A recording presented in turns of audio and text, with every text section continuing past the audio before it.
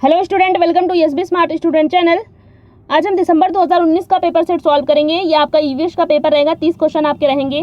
ठीक है, सारे क्वेश्चन हम सॉल्व करेंगे और आप भी हमें बताइएगा कि आपके 30 में से कितने क्वेश्चन सही हुए हैं। ठीक है, सेटेट में आपके क्वेश्चन बहुत रिपीट होते हैं, ये हमने आपको हर बार बताया हुआ है। बताना इसलिए भी ज़रूरी है क्योंकि कोई पहली बार एग्जाम दे रहा होगा, कोई दोबारा एग्जाम दे रहा होगा। जो दोबारा दे रहा होगा उसको सारी चीज़ें बेहतर पता होंगी। ठीक है, जो पहली बार देता है उसको नहीं पता होती। ठीक है, तो एग्जाम जो है वो प्रीवियस ईयर क्वेश्चन पेपर लगाना बहुत ही इंपॉर्टेंट है, जो हमने करा रखे हैं। अगर आपने हमारी प्लेलिस्ट देखी होगी तो सारी चीज़ें हमने कराई हुई, ये क्वेश्चन भी आपको करवाया हुआ है। ठीक है, क्योंकि हमने जो सारे क्वेश्चन है 2011 से 23 तक के सारे क्वेश्चन रेलगाड़ी वाले मैप से जितने भी क्वेश्चन फिक्स होते हैं ये सारे क्वेश्चन पूछे ही जाने हैं। ठीक है, 4-5 क्वेश्चन आपसे रेलगाड़ी और मैप से जो क्वेश्चन होता है ये सारे रिपीटेड क्वेश्चन है और फिक्स क्वेश्चन है, क्वेश्चन आपसे पूछे ही जाने हैं। ठीक है, पहला ही क्वेश्चन देखिए दिया हुआ है रेलगाड़ी से। ठीक है, देखिएगा, पहला क्वेश्चन पढ़िएगा और आंसर भी आप साथ में करते चलिएगा। क्वेश्चन देखिए 61, कहा जा रहा है कोई व्यक्ति 29 नवंबर 2019 को एक एक्सप्रेस ट्रेन में सूरत गुजरात से नागरकोइल जाने के लिए बैठा। यह ट्रेन सूरत से 19:45 बजे चली और 1 दिसंबर 2019 को 11:45 बजे नागरकोइल पहुंची। यदि सूरत से नागरकोइल के बीच ट्रेन मार्ग की दूरी 2120 किलोमीटर है तो इस यात्रा में ट्रेन की औसत चाल क्या है, ये आपको बताना है। देखिए, चाल इक्वल टू क्या होता है, दूरी बटा समय होता है। बस यही फॉर्मूले में आपको रखना है। दूरी आपको दी हुई है 2120 किलोमीटर, ये आपको दिया हुआ है। बस आपको समय निकालना है, समय निकाल के रख के भाग करके आपको आंसर लाना है। ठीक है, तो देखिए दूरी भी आपको किलोमीटर में है, आंसर भी आपका किलोमीटर में आ रहा है। तो दूरी आपको चेंज नहीं करनी है, 5/18 18/5 में गुणा करके मीटर में आपको नहीं बनाना है। ठीक है, तो किलोमीटर में ही लाना है। तो दूरी तो आपकी दी हुई है, ये बात क्लियर है। तो अब आपको निकालना है समय। देखिए समय में क्या फंडा है, क्योंकि देखिए समय आपको एग्जामिनर ये जानना चाहता है कि बच्चे को ये पता है कि कौन सा महीना कितने दिन का होता है। 30, 31 तो लास्ट का ही आपको दिन मिलेगा। 29 नवंबर मिलेगा, 30, ठीक है, 30 अप्रैल मिलेगा, ऐसे ही दिन आपको मिल जाएंगे। तो वो जानना चाहता है कि आपको ये पता है कि नहीं कौन सा महीना कितने दिन का होता है। तो ये सारी चीज़ें हमने आपको बताई हुई हैं, ट्रिक के माध्यम से भी आपको याद समझाया हुआ है। अगर आपने हमारी प्लेलिस्ट देखी होगी तो ठीक है, नहीं देखी है तो जाइए डिस्क्रिप्शन बॉक्स में, आपको लिंक मिलेगा ईवीएस की प्लेलिस्ट, तो वहाँ से जाके आप देख सकते हो। ठीक है, देखिए जून और नवंबर और अप्रैल सितंबर आपका 30 का होता है, फरवरी आपके 28, 29, बाकी सब आपके 31 के होते हैं। ये हमने आपको ट्रिक के माध्यम से बताया है। अगर आप सीखना चाहते हैं तो आपको ईवीएस की प्लेलिस्ट में जाके रेलगाड़ी वाला क्वेश्चन जो है वहाँ से आपको मिल जाएगा। ठीक है, देखिए यहाँ पे देखिए 29 नवंबर 2019 को ट्रेन जो है वो चल रही है सूरत से और नागरकोइल कब पहुँच रही है, 1 दिसंबर को। तो नवंबर आपका 30 का होता है, तो 29 और 30 और 1 मतलब 2 दिन ट्रेन चल रही है। तो 2 दिन मतलब एक दिन में 24 घंटा होता है, तो 2 दिन में कितने घंटे हो गए, 48 घंटे हो गए आपके। ठीक है, 48 घंटे हो गए। लेकिन ये ट्रेन जो चली थी वो 19:45 बजे चली थी और पहुँच कब रही है, 11:45। मतलब आप ज़्यादा जा रहे हो क्योंकि आपने पूरा 48 घंटा लिया। आपको 19:45 पर पहुँच लो, लेकिन पहुँचना आपको 11:45 पर ही था, तो आप ज़्यादा चले गए। तो इसमें ये माइनस करोगे आप, ये दोनों जब आप माइनस करोगे, 19:45 से 11:45 जब आप माइनस करोगे तो आपका टाइम आ जाएगा। ठीक है, जितना ज़्यादा चले रहोगे उतना यहाँ से माइनस कर दोगे। ठीक है, तो 11:45 पर आप आ जाओगे, तो 45 से 45 मिनट घटेगा तो आपका 0 आएगा। और 19 से जब 11 जाएगा तो कितना आएगा, 8 घंटा आएगा। तो 8 घंटा इसमें से माइनस कर लेंगे हम, तो कितना आया, 40 घंटे आ गए आपको। आंसर भी आपका हावर देखिए घंटे में आ रहा है, तो आपको चेंज नहीं करना मिनट में। तो आपकी जो समय है वो 40 घंटा आ गया और दूरी आपकी ये है। तो यहाँ से अब आप निकालोगे, चाल इक्वल टू क्या होता है, दूरी बटा समय। ठीक है, चाल इक्वल टू क्या होगा, दूरी क्या है आपकी 2120 किलोमीटर, 2120 किलोमीटर। समय आपने निकाला भी 40। अब आप इसको काटोगे, 0 से 0 गया। ठीक है, 0 से आपका 0 कट जाएगा। ठीक है, 0 से 0 आपका कट जाएगा, बचा क्या आपका 4 3 12, 4 5 20। देखिए 4 5 20 और 4 3 12, 53 आपका आंसर आ जाएगा। ठीक है, आप इसको काटोगे तो आएगा आपका 53 किलोमीटर पर घंटा। ये आपका थर्ड ऑप्शन में दिया हुआ है, तो थर्ड इसका आंसर हो जाएगा। डिटेल में आपको पढ़ना है तो आप जाइएगा प्लेलिस्ट ज़रूर चेकआउट करिएगा, आपको चीज़ें बेहतर समझ में आएंगी। क्वेश्चन नंबर 62 देखिएगा, निम्नलिखित में से कौन अंतर्राष्ट्रीय ख्याति प्राप्त वेट लिफ्टर हैं, सुनीता विलियम्स, बछेंद्री पाल, सूर्यमणि या करडम मल्लेश्वरी। सुनीता विलियम्स ये तो अंतरिक्ष में गई थी। बछेंद्री पाल ये कहाँ, ये तो माउंट एवरेस्ट पे गई थी आपकी। इनके बारे में, आप दोनों के बारे में आपने पढ़ा हुआ है, ठीक है। कर्णम मल्लेश्वरी जो है ये अंतरराष्ट्रीय ख्याति प्राप्त वेट लिफ्टर है, डी इसका आंसर होगा। बाकी सारे ऑप्शन आपके हो जाएंगे गलत। डायरेक्ट थ्योरी से क्वेश्चन था ये। 63 देखिए, नीचे दिया गया कौन सा एक समूह जड़ों का है, ये आपको बताना है, ठीक है। कौन सा समूह जड़ों का है? चुकंदर, आलू, अदरक। अदरक ये भी आपका नहीं होगा। गाजर, हल्दी, अदरक। शकरकंद, मूली, हल्दी। गाजर, चुकंदर, मूली, ये देखिए ये जड़ों का समूह है, ये जड़ों का समूह है, ठीक है। गाजर, चुकंदर, मूली ये तीनों जड़ों का है। हल्दी ये आपके तने में होती है, अदरक भी आपका तने में होता है, तो ये आपका फोर्थ ऑप्शन इसका करेक्ट आंसर होगा। क्वेश्चन नंबर 64 देख लीजिएगा। कहा जा रहा है रेगिस्तानी ओक नाम का एक पेड़ है जो पाया जाता है। कहाँ पाया जाता है रेगिस्तानी oak? Abu Dhabi, Australia, Rajasthan के रेगिस्तानों में, संयुक्त अरब अमीरात के रेगिस्तानों में। इसका आंसर बताइए। हमने आपको ट्रिक के माध्यम से भी बताया, पेड़ से क्वेश्चन पूछा गया है। इस सेट में शायद पेड़ से 2 क्वेश्चन पूछे गए हैं। देखिए पेड़ से 2 क्वेश्चन। तो रेगिस्तानी ओक देखिए हमने आपको बताया था आफार ओक, आफार ऑस्ट्रेलिया, ठीक है। इसका आंसर होगा सेकंड। रेगिस्तानी ओक आपका ऑस्ट्रेलिया में पाया जाता है। अबू धाबी में पेड़ पौधे नहीं पाए जाते भाई। वो किस लिए फेमस है?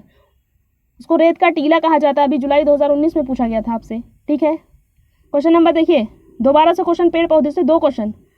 नेपेंथीज, इसका और क्या क्या नाम है आप बताइएगा। नेपेंथीज वह पौधा जो शिकार करता है के विषय में नीचे दिए गए कथनों पर विचार कीजिए। देखिए नेपेंथीज के बारे में ऑप्शन दिए गए हैं, आपको बताना है इनमें से कौन सा सही कथन है। फर्स्ट ऑप्शन है यह पौधा ऑस्ट्रेलिया, इंडोनेशिया और भारत में मेघालय में पाया जाता है। ये बात तो एकदम करेक्ट है। हमने पॉइंट एकदम सेम पॉइंट मिल रहा होगा अगर आपने हमारी मैराथन क्लासेज या प्लेलिस्ट देखी होगी तो ईवीएस की। इसका आकार घड़े जैसा होता है और इसका मुंह एक पत्ती से ढका होता है। ये भी बात करेक्ट है। यह केवल छोटे कीड़े मकोड़ों को फंसाकर उनका शिकार कर सकता है। देखिए केवल लगा हुआ है, केवल छोटे कीड़े मकोड़ों को नहीं, ये चूहों और मेढक को भी खा जाता है, ठीक है। तो ये बात तो गलत हो जाएगी क्योंकि यहाँ पे कहा जा रहा है केवल छोटे कीड़े मकोड़ों को, तो ये बात गलत हो जाएगी। डी में कहा जा रहा है यह छोटे कीड़े मकोड़ों को खींचने के लिए मोहक आवाज़ निकालता है जो इसमें फंस जाते हैं और बाहर नहीं निकल पाते। तो देखिए हमने आपको थ्योरी करते वक्त ही बताया था कि यह आवाज़ नहीं निकालता है, एक स्मेल छोड़ता है जिसकी महक से जो है वो सारे कीड़े मकोड़े इसके पास आते हैं और उसमें फंस जाता है और उसका वो शिकार कर लेता है। तो डी भी आपका गलत हो जाएगा। केवल ए और बी आपका करेक्ट आंसर होगा। देखेंगे ए और बी फर्स्ट ही ऑप्शन में कहा गया है, ए और बी ये इसका आंसर हो जाएगा, ठीक है। तो सारी बातें आपको पता होनी चाहिए तभी आप आंसर कर पाओगे। क्वेश्चन नंबर 66 देखिए, महात्मा गांधी, ये भी हमने आपको बताया हुआ है, मैराथन क्लास में भी करवाई हुई है। भारत की आज़ादी से पहले, अभी 2 दिन पहले मैराथन क्लास कराई है हमने। भारत की आज़ादी से पहले महात्मा गांधी ने जिस दांडी के समुद्र तट पर अपनी प्रसिद्ध यात्रा की थी वह भारत के नीचे दिए गए किस राज्य में स्थित है? तो दांडी यात्रा महात्मा गांधी जी ने क्यों निकाली थी? नमक कानून को तोड़ने के लिए। कब? 1930 में। कहाँ है ये? गुजरात। डी इसका आंसर होगा, ठीक है। ये सारे तो आपको पता ही होंगे, एकदम फिक्स आंसर है इसका, ठीक है। इसमें क्या ही समझाना, बाकी सारे ऑप्शन आपके हो जाएंगे गलत। कोशिश करिएगा 30 मिनट में, आपको 30 मिनट से ज़्यादा पेपर में कोई भी सेट में देना नहीं है, ठीक है। देखिए इसका जो पीडीएफ है आपको टेलीग्राम चैनल पे मिल जाएगा। पीडीएफ डाउनलोड करके 30 मिनट लगा के आप प्रैक्टिस कर सकते हो। क्वेश्चन नंबर 67 देखिए, उच्च ज्वर, तेज बुखार के साथ कपकपी जिसका उपचार सिनकोना पेड़ की छाल से किया जाता है, अच्छा किया जा सकता है, वह है ये आपको बताना है। तेज बुखार के साथ कपकपी किसमें होती है और जिसका उपचार सिनकोना पेड़ की छाल से किया जाता है? हमने फिगर लगा के सिनकोना पेड़ भी आपको दिखाया हुआ था। बताइए इसका आंसर क्या होता है? पहले लोग जो बुखार होता था कपकपी से था तो क्या करते थे कि सिनकोना पेड़ की छाल जो होती थी उसको उबाल कर पानी पीते थे, लेकिन अब उसकी छाल को पाउडर बना के दवा के रूप में यूज़ किया जाता है। क्या होता है? मियादी बुखार, मलेरिया, चिकनगुनिया, डेंगू। तो क्या होता है? मलेरिया में होता है, ठीक है, मलेरिया। बी ऑप्शन इसका आंसर होगा, मलेरिया। क्वेश्चन नंबर 68 देखिएगा, डायरेक्शन से क्वेश्चन है जो कि फिक्स है, हर बार आपसे पूछा ही जाएगा, डरना नहीं है, केवल बड़ा है, बाकी बिल्कुल आसान है, केवल आपको दिशा का ज्ञान होना चाहिए कि किधर क्या होता है। देखिए ये चीज़ें तो आपको पता ही है ना, ये चीज़ें आपको पता है, इधर क्या होता है, ऊपर, उत्तर, दक्षिण, पूरब और ये पश्चिम, ठीक है। अब देखिए किसी डॉक्टर का घर एक्स पर स्थित है तथा उसका अस्पताल वाई पर स्थित है। डॉक्टर के घर से अस्पताल जाने के लिए कोई सीधी सड़क नहीं आता। डॉक्टर पहले ए पर जाते हैं जो एक्स के ठीक पूरब में 600 मीटर की दूरी पर है, फिर वह बी पर जाते हैं जो ए के ठीक पश्चिम में 450 मीटर की दूरी पर है, फिर वह सी पर जाते हैं जो बी के ठीक पश्चिम में 120 मीटर की दूरी पर है। अतः अंत में वह वाई पर अपने अस्पताल पहुंचते हैं जो सी के ठीक उत्तर में 90 मीटर की दूरी पर है। अस्पताल के सापेक्ष डॉक्टर के घर की सही दिशा क्या है, ये आपको बताना है। अस्पताल के सापेक्ष डॉक्टर के घर की दिशा, तो समझ लीजिए ये डॉक्टर का घर है, ठीक है। अब देखिए ये 2 लाइन जो ऊपर की दी हुई है केवल ये इंट्रोडक्शन है। क्वेश्चन आपका केवल यहाँ से स्टार्ट होता है, अतः से पढ़िएगा और साथ में करते चलिएगा। एक डॉक्टर पहले ए पर जाता है जो एक्स के ठीक पूरब में है, ए पर जाएगा जो एक्स के ठीक, ये आपका एक्स है, ठीक है, जो एक्स के ठीक पूरब, इसका पूरब इधर होगा तो ये पूरब में जाएगा, ये इसका ए हो जाएगा। कितना चला है 600 मीटर, ठीक है। उसके बाद अब क्या कर रहा है ये, ए पर पहुंचने के बाद फिर वह बी पर जाता है जो ए के ठीक दक्षिण में 450 मीटर की दूरी पर है। तो ए का दक्षिण नीचे आएगा, ये हो जाएगा बी और 450 मीटर दिया हुआ है, ठीक है। दूरी आपसे पूछ नहीं रहा है, केवल डायरेक्शन पूछा हुआ है। इसको आप नहीं भी लिखेंगे लेकिन इसको लिखेंगे तो आपको थोड़ा ये पता चलता है कि 600 ज़्यादा है, 450 कम है, ठीक है। ये सारी चीज़ें आपको पता चलती हैं। अब आप बी पे आ गए, ठीक है। बी के बाद फिर वह सी पर जाता है जो बी के ठीक पश्चिम में, सी पर जाएगा, बी का ठीक पश्चिम इधर होगा तो ये किधर आएगा, सी पर आएगा। कम चल रहा है सी पर, 120 चला, ठीक है। और अंत में वाई पर अपने अस्पताल पहुंचता है जो सी के ठीक उत्तर में, सी का ठीक उत्तर यहाँ होगा, ठीक है। यहाँ पे आ जाएगा ये वाई पर जो इसका अस्पताल है, ठीक है। सी का उत्तर ऊपर ही होगा, ठीक है, ऊपर उत्तर नीचे दक्षिण इधर पूरब इधर पश्चिम। अस्पताल के सापेक्ष डॉक्टर के घर की दिशा क्या है ये आपको बताना है। तो ये इसका अस्पताल है, ये इसका घर है, तो अस्पताल के सापेक्ष बताना है, उल्टा मत करिए क्योंकि घर से आप बता दीजिए। पूछ रहा है अस्पताल के सापेक्ष डॉक्टर के घर की सही दिशा क्या है, तो अस्पताल के सापेक्ष यहाँ जहाँ से पूछ रहा वहाँ आप डायरेक्शन बनाइए। तो ये किधर पड़ रहा है इसके, ये इसका उत्तर हो गया, ये इसका पश्चिम हो गया, तो इसके बीच में क्या होता है, उत्तर पश्चिम। इसका आंसर होगा उत्तर पश्चिम, सेकंड आंसर इसका हो जाएगा। 68 का आंसर हो जाएगा बी, उत्तर और पश्चिम इसका आंसर हो जाएगा, ठीक है, उत्तर और पश्चिम।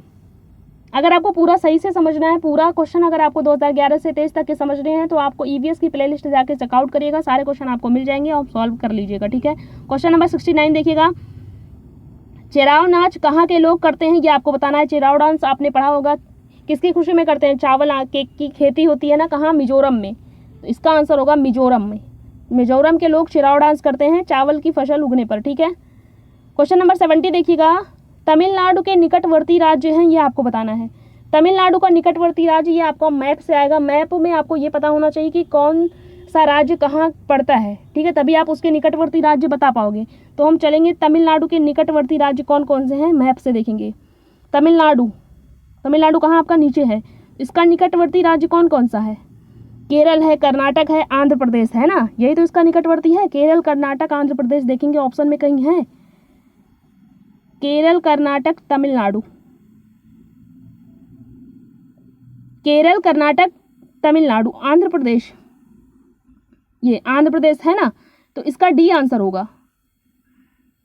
पूछ रहा था तमिलनाडु के निकटवर्ती आंध्र प्रदेश हो गया, केरल हो गया और कर्नाटक हो गया। आंध्र प्रदेश, उड़ीसा तो आपका ऊपर हो जाएगा ना, तो उड़ीसा तो आपका होगा नहीं।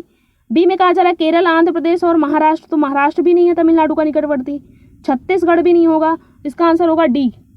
मैप आपको पता होना चाहिए कि मैप आपको एग्जाम में नहीं मिलेगा, आपको ये पता होना चाहिए आप जहाँ पढ़ते हो वहाँ आप एक मैप खरीद लीजिए, दुकान पे मिलेगा, आप लगा लीजिए, वहाँ डेली देखते रहिए उसको, तब आपके दिमाग में सेट हो जाएगा। बाकी मैप आपको एग्जाम में नहीं मिलेगा, ठीक है।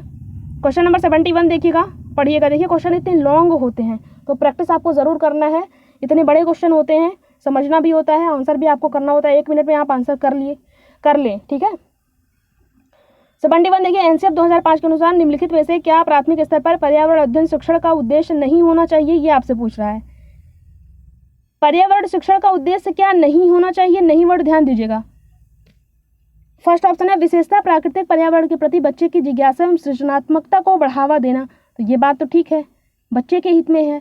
बी कह रहा है अवलोकन, वर्गीकरण और निष्कर्ष निकालने आदि प्रक्रियाओं के माध्यम से बुनियादी संज्ञानात्मक और गत्यात्मक कौशल प्राप्त करने के लिए खोजबीन में जुड़ी और हाथों से करने वाले कार्यों में बच्चों को संलग्न करना। ये भी बात ठीक है।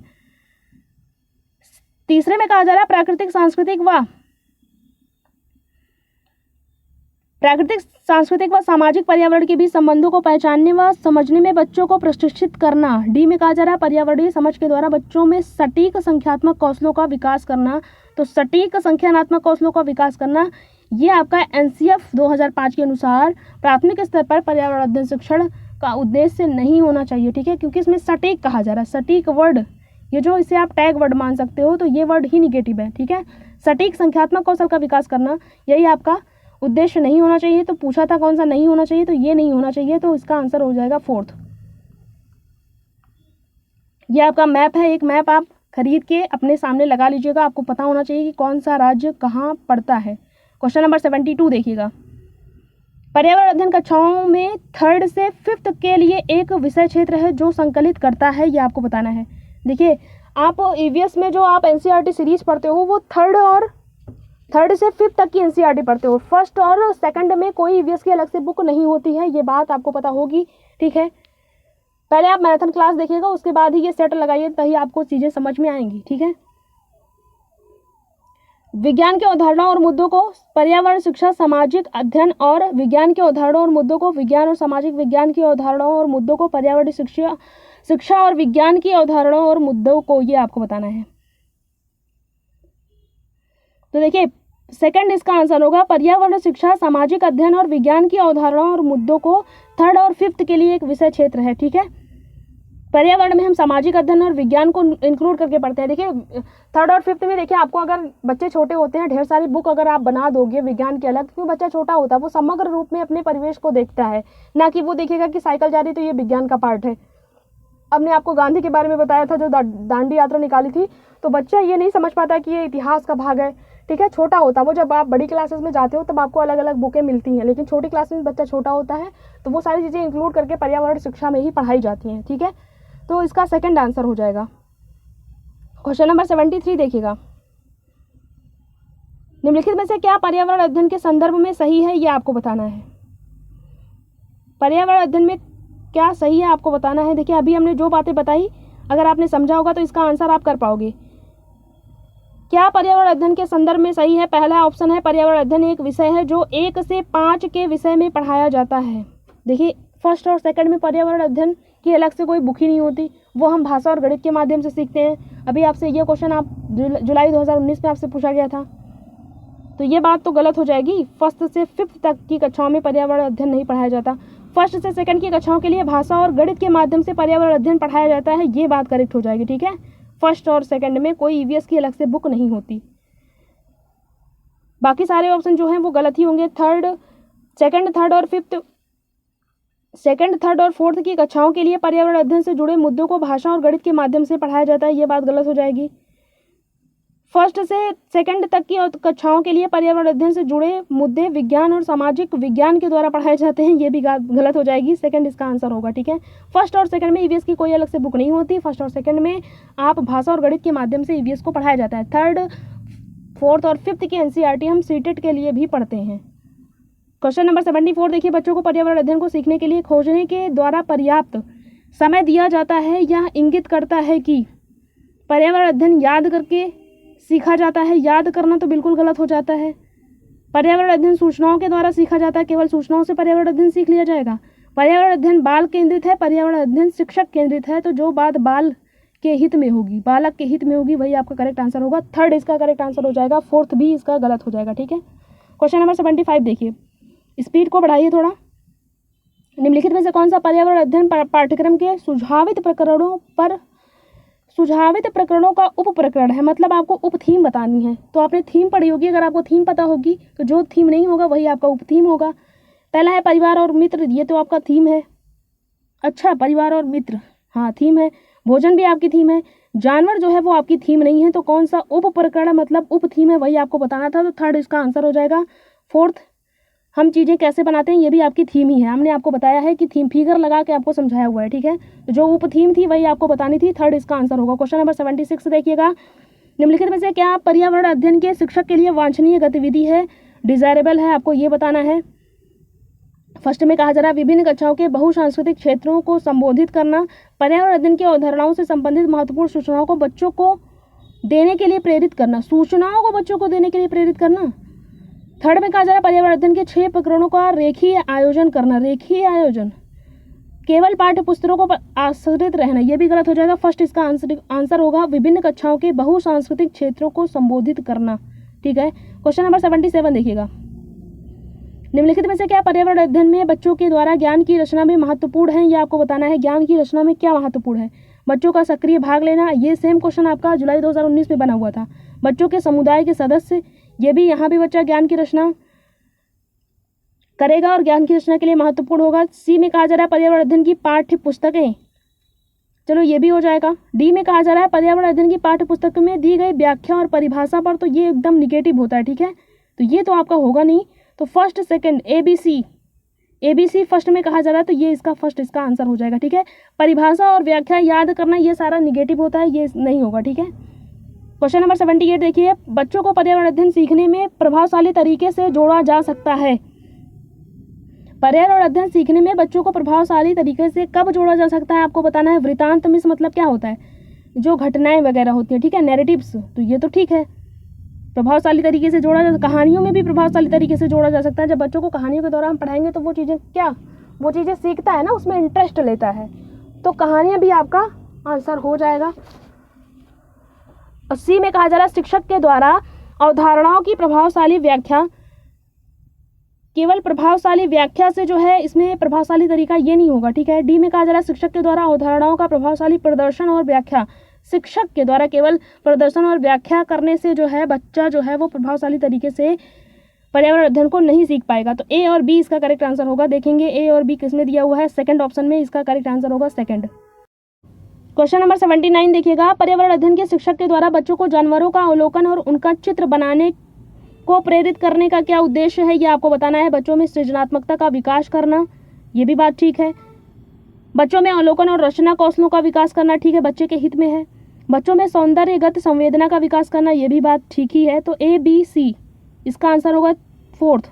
ठीक है, फोर्थ इसका आंसर हो जाएगा। ठीक है, कोई भी निगेटिव बात नहीं थी, देखना है हमें कहाँ बच्चा, कौन सा ऑप्शन बच्चे के हित में है, जो बच्चा जिसमें करके सीख रहा है बच्चा, जो बच्चे के हित में है, बच्चे के दैनिक जीवन से है, वो सारी बातें जिसमें होंगी वही इसका करेक्ट आंसर होता है। ये सारा एकदम बेसिक तरीका है। क्वेश्चन नंबर 80 देखिएगा, 10 क्वेश्चन आपके और है। पर्यावरण अध्ययन में शिल्प कला और चित्रकला को समूह में करके सीखने पर बल दिया जाता है, क्योंकि कक्षा की अनुशासनहीनता को रोकने के लिए समूह में सीखना शिक्षकों के लिए एक आसान और बहुत प्रभावशाली युक्ति है।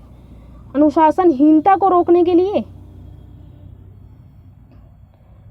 समूह में सीखना सहपाठी द्वारा सीखने को प्रोत्साहित करता है, ये एकदम करेक्ट बात है, ये आपने CDP में भी पढ़ा होगा। समूह में सीखना कक्षा में सामाजिक अंतःक्रिया को बेहतर करता है, ये भी बात ठीक है, ये भी बात ठीक है।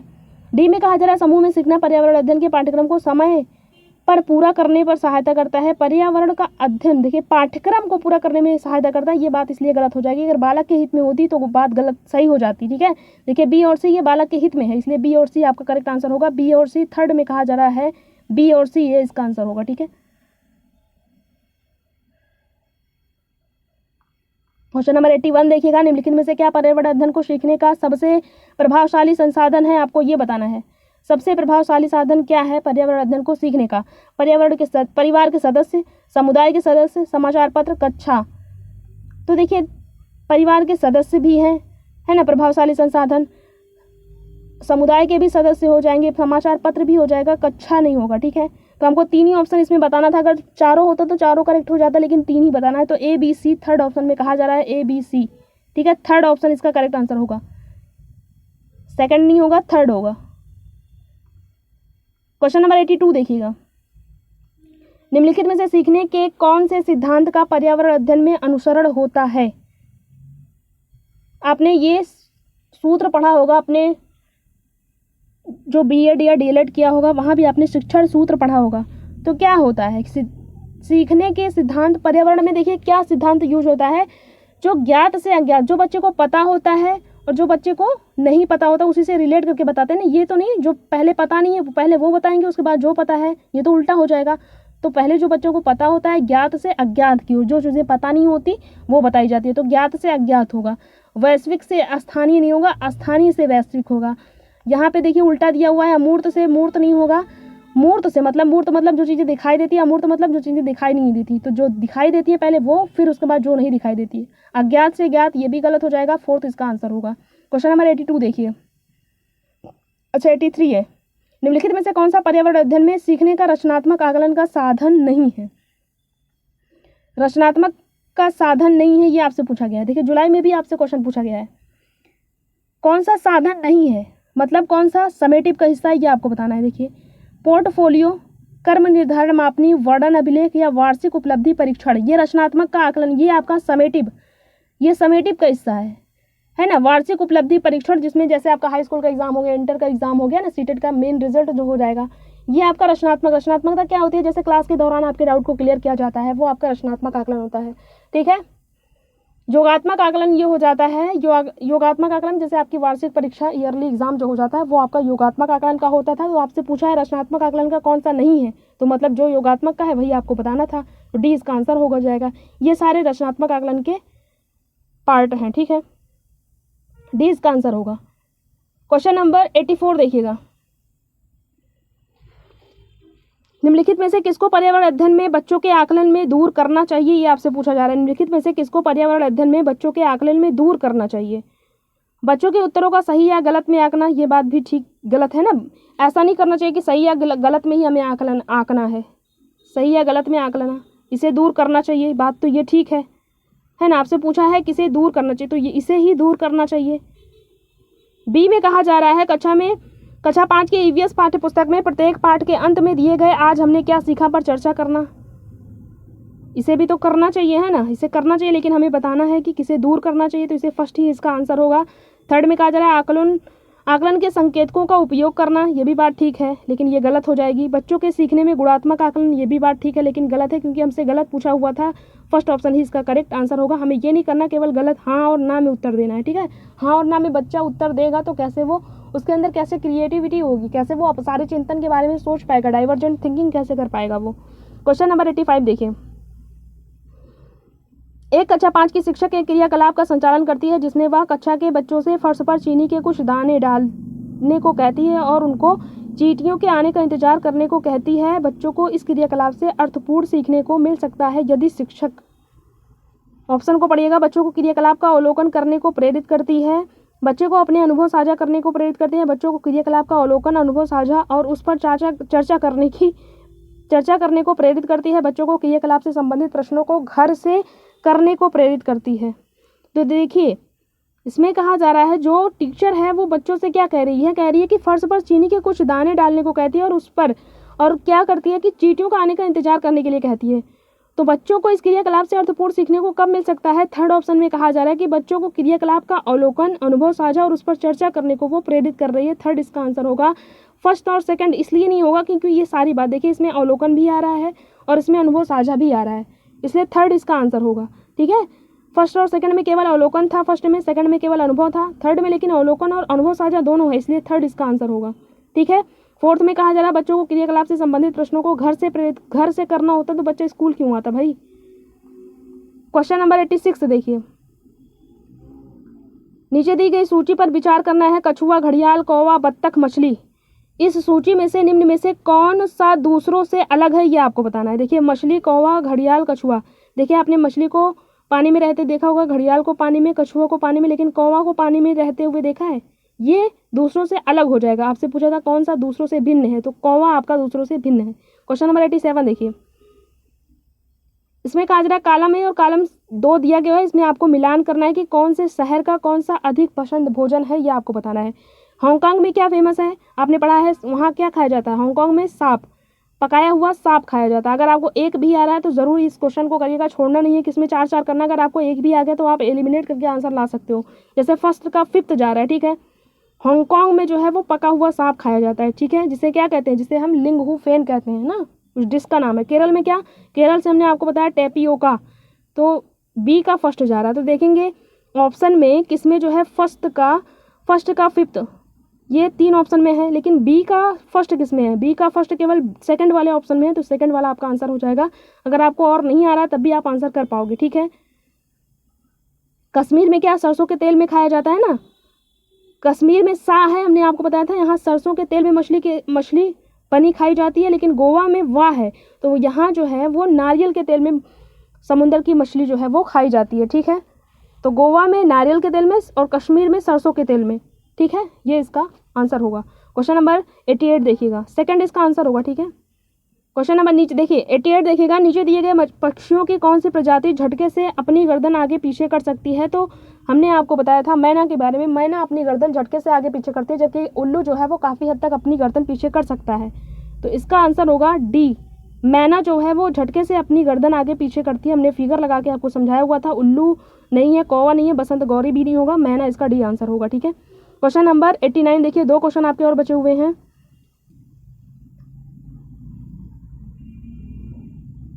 घरों के नीचे दिए गए विवरणों पर विचार करना है आपको। घरों से क्वेश्चन है, राजस्थान में गांव के लोग मिट्टी के घरों जिनकी छतें कटीली झाड़ियों में होती है में रहते हैं। बात तो ठीक है, राजस्थान के घर ऐसे ही होते हैं। मनाली हिमाचल प्रदेश में घर बांसों के खंभों पर बनाए जाते हैं, तो मनाली में नहीं, ये असम में बनाए जाते हैं, क्योंकि असम में बारिश बहुत ज़्यादा होती है, इसलिए 10 से 12 फीट पर वहाँ लकड़ी के घर बनाए जाते हैं बांसों से, ठीक है। ये असम में बनाए जाते हैं, मनाली में नहीं, ये बात गलत हो जाएगी। लेह में पत्थर के 2 मंजिले घर बनाए जाते हैं, नीचे की मंजिल पर ज़रूरत का सामान और जानवर रहते हैं, ये बात भी ठीक है। तो ए और सी ठीक है। ए और सी कहाँ है? ये थर्ड ऑप्शन में कहा जा रहा है, तो थर्ड इसका आंसर हो जाएगा, ठीक है। क्वेश्चन नंबर लास्ट देखिए 90। देखिए एक बार प्लेलिस्ट ज़रूर देखिएगा और मैराथन क्लास ज़रूर देखिएगा, फिर आप सारे क्वेश्चन कर पाओगे, ठीक है। क्वेश्चन बहुत रिपीट होते हैं सीटेट में, ठीक है। एक बार में सीटेट पास आउट करना है, तो अगर आप ईवीएस की हम पूरी गारंटी ले सकते हैं कि अगर आपने हमसे ईवीएस पढ़ा होगा तो आप 28 नंबर आसानी से ला सकते हो। 2 क्वेश्चन की गारंटी नहीं है, क्योंकि 2 क्वेश्चन आपसे हर बार जो सिलेबस से हट के पूछे जाते हैं, ठीक है। क्वेश्चन नंबर 90 देखिएगा, हाथियों से क्वेश्चन है। हाथियों के विषय में नीचे दिए गए कथनों पर विचार करना है। हाथी बहुत कम आराम करते हैं, एक दिन में लगभग 2 से 4 घंटा सोते हैं, ये बात हमने बिल्कुल सेम आपको लिखाई हुई है। बी में कहा जा रहा है एक बड़ा हाथी एक दिन में 200 kg, देखिए इसका उल्टा हर बार दिया जाता है। कभी कहता है इसके जो 200 kg होता है, ये एक दिन में 200 kg नहीं खाता है, एक दिन में 100 kg खाता है, ठीक है। तो इसलिए ये बात गलत हो जाएगी। इन्हें पानी और कीचड़ में खेलना बहुत पसंद है, इनके शरीर को ठंडक मिलती है, ये बात भी ठीक है। ये कीचड़ में इसीलिए खेलना पसंद करते हैं क्योंकि इनको ठंडक मिलती है। किसी हाथियों के झुंड में सबसे बुजुर्ग हथनी के सभी फैसले होते हैं, ये भी बात करेक्ट है, ठीक है। हाथियों के जो सबसे बुजुर्ग हाथी होती है वो हथनी होती है, वो सभी फैसले लेती है। तो गलत क्या है? बी गलत है। ए सी डी आपका करेक्ट आंसर है। ए सी डी कहाँ कहा जाएगा? ए सी डी थर्ड ऑप्शन में कहा जा रहा है, ठीक है। ए सी डी ये इसका आंसर हो जाएगा, ए सी डी होगा, ठीक है। ए सी डी इसका आंसर हो जाएगा। ये बातें देखिए, सारी बातें आपको पता होनी चाहिए हाथी के बारे में, तभी आप इसका आंसर कर पाओगे। ऐसा नहीं बस हाथी के बारे में एक ही बात आपको पता है कि हाथी 2 से 4 घंटा सोती है। सारी बातें आपको पता होनी चाहिए, सारी बातें हमने आपको लिखाई हुई हैं, ठीक है। ये 30 क्वेश्चन थे, उम्मीद है आपको समझ में आए होंगे। अगर आप चैनल पर पहली बार आए तो सब्सक्राइब जरूर करिएगा, बेल आइकन को जरूर प्रेस करिएगा, ताकि आपको नेक्स्ट वीडियो का जो नोटिफिकेशन है वो टाइम पर मिलता रहे, ठीक है। अगर आप सीटेट की तैयारी करते हैं तो एकदम बिल्कुल सही चैनल पे आए हैं। यहाँ से आप बेहतरीन तरीके से तैयारी कर सकते हैं, बिल्कुल फ्री में, ठीक है। कोई चार्ज नहीं है। पीडीएफ आपको टेलीग्राम चैनल पे मिल जाएगा, टेलीग्राम का लिंक आपको नीचे डिस्क्रिप्शन बॉक्स मिल जाएगा। एक्स ऐप से आप ज्वाइन कर सकते हो। यहाँ आपको टीचिंग से रिलेटेड कोई वैकेंसी होती है तो आपको बताई जाती है, ठीक है। इसी तरह के वीडियोस के लिए आप चैनल को सब्सक्राइब करके रखें, ताकि आपको नेक्स्ट वीडियो का नोटिफिकेशन जो है वो मिलता रहे। लाइक करिएगा, लाइक करने से हमें कुछ नहीं मिलता, बस हमें ये पता चलता है कि हाँ बच्चों को हमारे द्वारा जो बातें बताई जाती हैं वो समझ में आता है कि नहीं, ठीक है। तो ये क्लासेस थी, 30 क्वेश्चन थे। पीडीएफ आपको टेलीग्राम चैनल पे मिल जाएगी। आपके कितने क्वेश्चन आए हैं कमेंट बॉक्स में ज़रूर बताइएगा, और प्लेलिस्ट जो है वो ज़रूर देखिएगा, ठीक है। उसमें आपको सारे क्वेश्चन 2011 से 23 तक के जितने भी क्वेश्चन पूछे जाते हैं वो सारी बातें आपको वहाँ पे बताई गई हैं, ठीक है। मिलेंगे हम दूसरी क्लास में, जब तक आप इस क्लास को देखिएगा, और जो भी क्वेश्चन नहीं समझ में आए कमेंट्स बॉक्स में ज़रूर पूछिएगा, आपके डाउट को लिया जाएगा। धन्यवाद।